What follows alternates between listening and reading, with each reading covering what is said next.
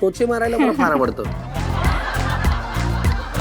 तेल तापत आलेलं आहे. हो आता मला एकंदरीत अंदाज येतोय हे जरा शिजलंय का बघतो. हो अरे क्या बात है यार, परफेक्ट म्हणजे एकदम परफेक्ट.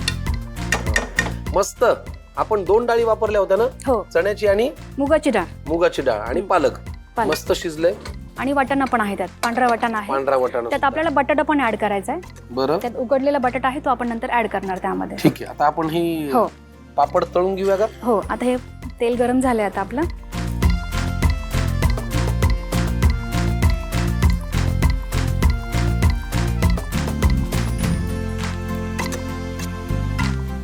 अरे वा, छान फुगलाय.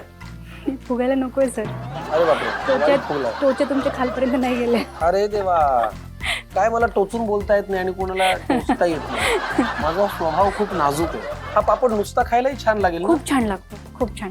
पण खालनं बघू झालाय का? छान असं लालसर करून घ्यायचं आपल्याला. हो, मला खूप आवडतो लाल झालेला पापड.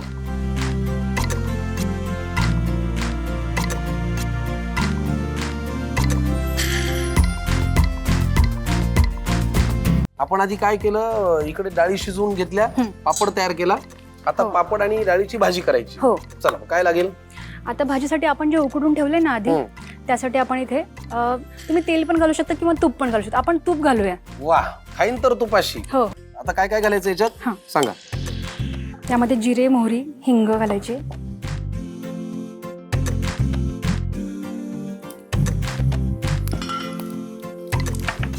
हिंग, हिंग.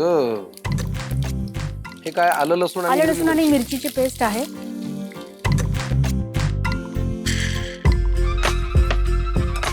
आता काय? कोथिंबीर. काय छान आवाज आला कोथिंबीरीचा. कांदा, सगळा कांदा. थोडासा राहू द्या कांदा, अर्धा घालायचा त्यात. आपण अर्धा नंतर पापडवर घेणार.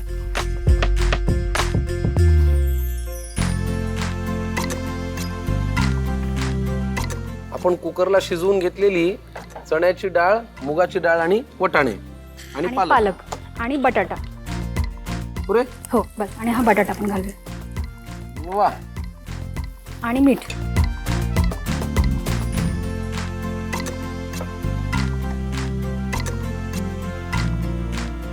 पाणी. पाणी घालू. हो पाणी घालायचं याच्यामध्ये. थोडंसं पाणी घालायचं. आज भाजी- जितना बोलेंगे उतना ही. ही भाजी आपल्याला पातळ नाही करायची आहे. थोडंसं पिठलं असतं ना तसं थोडंसं घालायचं. बस. कारण ही थंड झाली की परत घट्ट होऊन जाते.